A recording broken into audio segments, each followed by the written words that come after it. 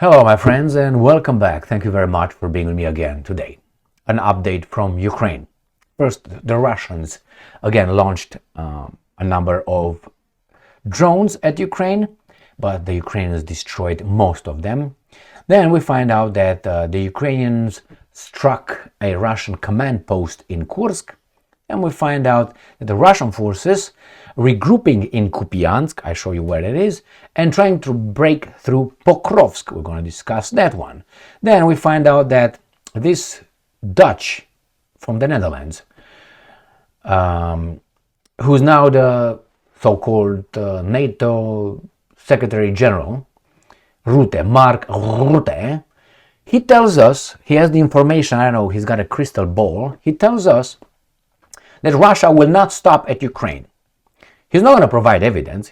If he's using the evidence that Russia is in Ukraine right now and it won't stop because it is over there, then he should use the same logic with the United States of America, which went in Iraq, went in bombarded Yugoslavia, went in Afghanistan, went in Libya, and went in Syria. If like this, they're going to go all over the world if you use the same logic. So this Dutch guy says also that NATO must prepare for war.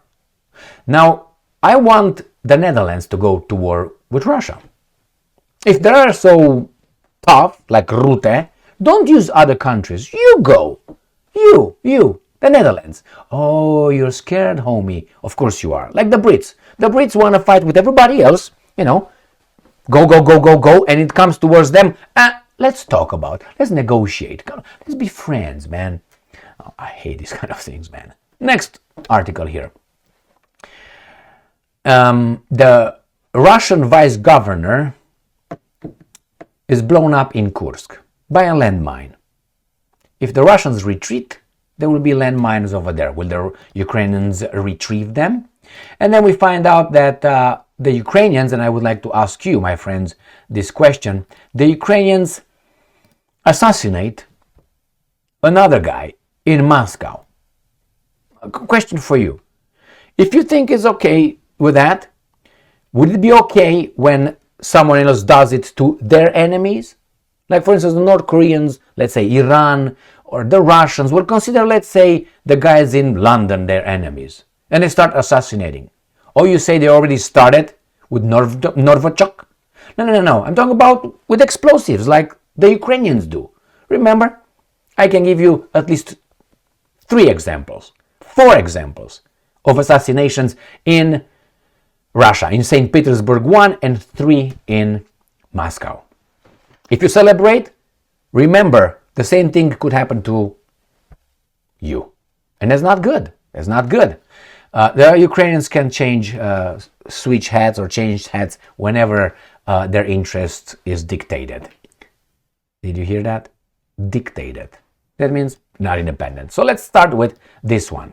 This comes from Ukr Front. Oh, and the glasses go down. Great. Abracadabra, they're on my nose. Ukrainian forces shoot down 38 enemy drones. Another 25 disappear from radar. The defense forces have shot down 38 Shahed and other types of attack UAVs the Russians have been using to attack Ukraine since the evening of February 2nd. Another 25 UAVs have been lost from tracking. So that's what? It's 63, right? Let's see how many more were around. So they say 71. So they attacked Ukraine with 71 Shahed-type drones, and they launched them from Oriol, Kursk, Bryansk, Milerovo, Primorsko-Akhtarsk, and the temporary occupied Crimea, which usually is in Cape Shauda. I will show you. So Oriol, Kursk, Bryansk. Right here.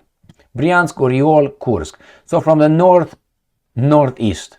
Then we got to Milerovo, right here, where this weird little shaped thing is. This is Milerovo. So this is from the east. So launch from there. So from 3 counties, or 3 oblasts in the north, 1 in the east. Then you got Primorsko-Akhtarsk, exactly where my strong hand is, right here. Primorsko-Akhtarsk. And the other one, I think, is from the Crimean Peninsula, which is this one right here. From Cape Shauda, which is exactly here. So southeast, northeast, and north. Let's see what oblasts these drones attacked. They attacked what? Kharkiv, Poltava, Sumy, Kiev, Chernihiv, Cherkasy, Zaporozhye, Dnipropetrovsk, Vinnytsia, and Khmelnytsky regions. So there is Chernihiv, Sumy, Kharkiv, Zaporozhye, Dnipropetrovsk, nothing in Nikolaev, no Odessa. Then you got Cherkasy, Porhava, Poltava, Kiev. Then you got Vinnytsia, Khmelnytsky right in this area. This is what they attacked, and they destroyed most of them according to the Ukrainians. Now, Zelenskyy, Ukrainian strike on command post in Russia's Kursk Oblast caused dozens of officer casualties. If true. So where is that? In Kursk. Where is Kursk? Right here. So Zelenskyy, the big liar, he claims that they destroyed a Russian command post right here, and dozens of officers were blown up. Let's see what they say. He said he revealed, like the truth that he revealed. He didn't say, he revealed that the Ukrainian Defense Forces strike on a Russian military command post in Russia's Kursk Oblast resulted in the death of dozens of officers, both Russian and North Korean. Oy vey. Okay, because he knows. How do you know that? Were you among them? Anyway, no, they got the information. So yesterday, the 31st of January, our forces carried out, yesterday? It's February 2nd. What do you mean yesterday? Yesterday, the 31st of January, our forces carried out a powerful operation. They hit the central command post on the Kursk Front. The Russian and North Korean officers suffered losses. It was a legitimate military target. We launched a missile strike combined with other types of weaponry in a coordinated attack with the help of probably American intelligence and coordinates. I believe, if you believe, I can fly. All right. I believe they lost dozens of officers yesterday, both Russian and North Korean. They were there together. What were they doing over there? All right, so this is according to Zelenskyy. I don't believe squat. Anyway, here it is. Why do I report this? It's possible that what Zelenskyy said is true. It's possible that partly of what he said is true. It's possible that nothing of what he said is true. All these things are possibilities. Now, probabilities, again, I give 50-50. But since these guys, not only the Zelenskyy, but people in war usually lie, well, wait and see. We'll find out what the Russian says. Well, the Russians will not say anything about that. Russian forces regrouping in Kupiansk, trying to break through in Pokrovsk. Okay, Kupiansk, where are you, baby doll? Here is Kupiansk in Kharkiv Oblast. This is in the far east of Ukraine. This is an attempt by the Russians to encircle Kupiansk. This is Kupiansk. The Russians are trying to come from the north and from the south. Well, I think this is going to fall at one point. And then you got Pokrovsk, which is in the Donetsk Oblast. And it's right here, where my strong hand is. Exactly here. The same move. The Russians are going to go around and probably cut their supply lines. The same here, going to try. I mean, it's easy to say, but this is on the map. In Donetsk and in Kharkov, right there. Let's see what, how do you call it? What details they give us. Russian forces are regrouping assault units to resume offensive operations near Kupiansk. Kortitsia operational and strategic group of troops. Russian forces launched unsuccessful attacks on Ukrainian positions near Petropavlivka, Piszczanie, Stepova, Novoselivka, and Zagrizovye in the Kupiansk sector over the past day, Ukraine's Kortitsia Papap says.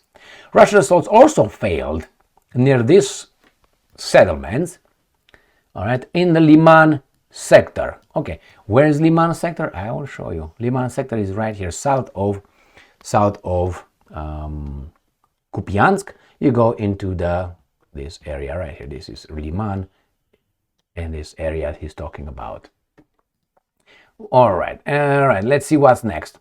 Fighting continues in urban areas of Chasiv Yar and Toretsk. So this is a Ukrainian update.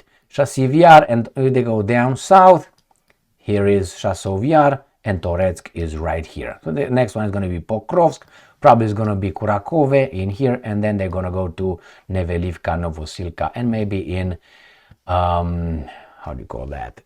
I always have a problem with this county or oblast, Kherson. Well, let's see what these guys are saying. In the Pokrovsk sector, Russian troops tried to use their numerical advantage to break through defenses near multiple settlements, but were repelled. In the Novopovlivka sector, Russian assault groups attacked near Konstantinopil, near the Velika Novosilka. That's the one I showed you on the south of Pokrovsk. Pokrovsk is right here. This is the area in here. This area, this is Zaporozhye here, and this is Dnipropetrovsk. So this is Donetsk, Dnipropetrovsk, Zaporozhye. All right, let's see. They talk about something else. They talk about the Institute for the Study of War, not trustworthy, reports that Russian forces have advanced near Chasiv Yar, Velika Novosilka, Kupiansk, Siversk, and along the Donetsk railway near Kotlinia, and a key line between Pokrovsk and Dnipropetrovsk Oblast. So a key link between Pokrovsk and Dnipropetrovsk Oblast, that is right here. Kotlino right here. Kotlino, this is the one they were talking about. Next. According to this Dutch guy, Russia won't stop at Ukraine. NATO must prepare for war. Rutte warns. Now this guy is a Dutch guy. I think they have about 14 million people or something, the Netherlands. Why don't you go and fight? If you have values, why you fight with other people's armies? I know how that works. So Russia won't stop at Ukraine. I want to know what is your evidence? And the evidence is they attacked Ukraine unprovoked, therefore they can do that to anyone. Well, how about Iraq? Didn't America attack Iraq based on a lie? Unprovoked? Did Iraq provoke us in any way? Yeah, they said that they are preparing a imminent attack on the United States of America with their proven by our intelligence services proven weapons of mass destruction. That was a lie. So if the Americans did that to them, and then they went to Afghanistan, and then they bombed Yugoslavia. Again, Yugoslavia did not attack us or anyone. It's okay.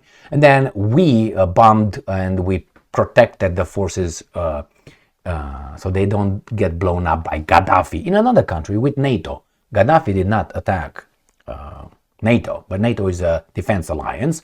Then they went to Syria. They just dropped over there in Syria, and they've been over there for more than a decade, sucking Syrian oil, not Syrian oil for about a decade in the northeast, the richest in oil. Then what? Now we are here in Ukraine. Then we're going to go into Yemen. Then we're going to go in the Middle East. Maybe we're going to get into Iran. Then maybe we're going to go in North Korea. Or we can't go there because they have nuclear weapons. Back off, okay? And whatever we want. So Rutte is right. If this is the logic that Russia will go because it went in unprovoked, but hey, Russia can claim national interest, emergency, like United States. We always have an interest. Like in Greenland, Trump claimed that we need to take over Greenland in self-defense, in national interest. We defend the globe. So we're going to conquer and subjugate others so can keep everybody safe. That's the logic. So this Rutte, if he's got big balls, I want him and his countrymen, how many Dutch people are in the Netherlands nowadays? You know what I mean? I want them to go and challenge the Russians as the Brits. But no. Why? They're weasels. That's the term, weasels. Rather, this is the baboon. And I'm telling you very clearly, we must prepare for war. That is the best way to avoid it. All right, I'm not saying you should not prepare for defensive, but here it is. According to him, Europe must not show weakness towards Russia. What about the United States? Oh, it's too late. You're already occupied. Okay. Rutte noted that the threat does not come from Russia alone, as China has also significantly expanded its military capabilities. Is this the evidence that they're going to attack you? So if I arm myself, is that because I'm going to attack my neighbor? In particular, the NATO chief believes, I love when I say believe, Germany should increase defense spending and production while consistently maintaining its chosen course, both in Europe and regarding Ukraine. So should increase defense spending to send to Israel? Because they're under American occupation. America has about what? 70,000 troops over there and nuclear weapons deployed in Germany. What are you talking about? So they should work. That's basically, the German people should keep working for others. He also said Germany has done a lot of things right. But given the size of German economy, okay, where is the shit here that proves that these guys are going to attack? Nothing. There's nothing. There's nothing here to this. No point this guy makes why, Russia, the title is, Russia won't stop at Ukraine. NATO must prepare for war. How did you bring this argument? How did you support it? With what evidence? Because another country is arming? United States is arming itself as well. Does it mean they're going to take over everybody? Probably. Why? As long as you don't allow a bully, you don't oppose a bully, you're going to have him going forward. So you say, well, see, that could apply to Russia. Yeah, but already you have United States of America around with numerous examples. If you go to Russia, you're going to give me Afghanistan. 1979, 1980, and so on. That's all. What are you going to give me? Tell me something else. But I can go with countless examples of the United States of America. So who's the bully? No, United States of America is not a bully because they're the forces of good, because they identify as such, right? But the Russians do not have the right to identify as such, as being the forces of the good. Well, look at the policies, and look not only the blah, blah, blah, look at what they do. These guys threaten Panama, Canada with invasion, Greenland, Great Britain. What are I talking about? My friends, let's go to this one. So we have, this comes from New Voice of Ukraine, Russian Vice Governor Yefremov blown up in Kursk Oblast. He looks like a soldier. Okay. Hungry. Vice Governor of Russia's Primorsky Krai Sergei Yefremov was killed in Kursk Oblast. Head of the Center of Countering Disinformation, because they provide information, says the Vice Governor of Russian Primorsky Krai Sergei Popov was blown up in Kursk Oblast. Earlier, the regional governor, this guy, also reported this guy's death. According to him, Yefremov was killed while returning from a combat mission. Oh, well, things happen. All right, here, according to the Telegraph, Russian governor blown up by landmine becomes highest ranking casualty of Ukraine war. All right, well, killing in action is better than this one. Explosion kills man at elite Moscow apartment complex.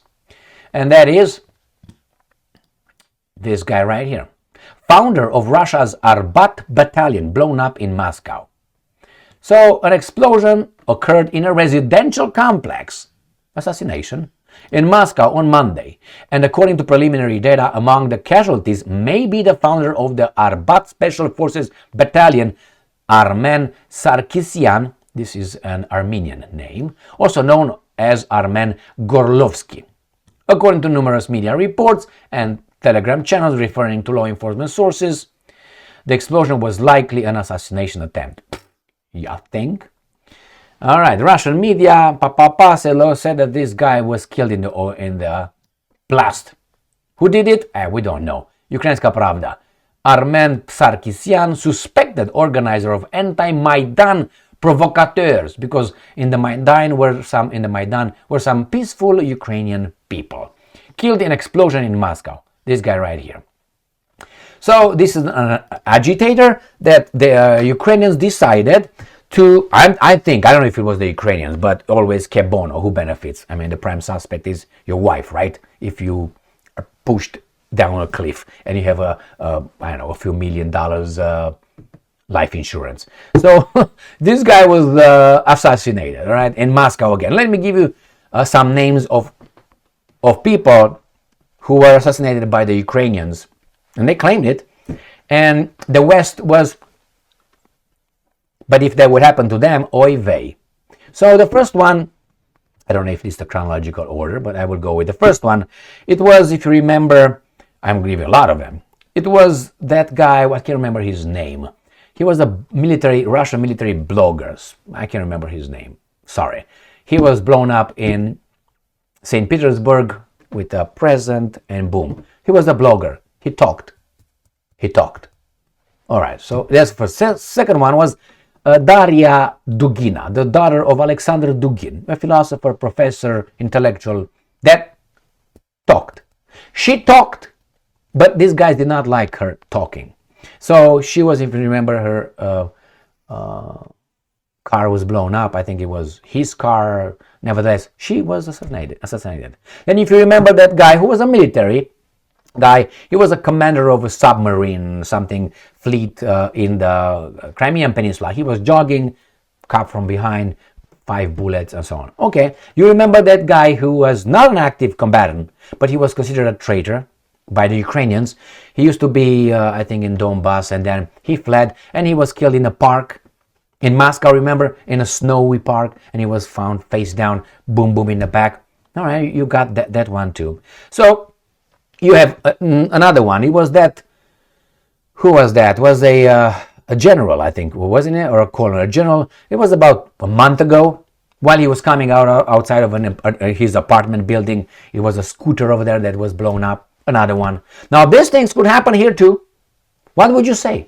Would it be okay? Or say, cowards. Remember when it was September 11?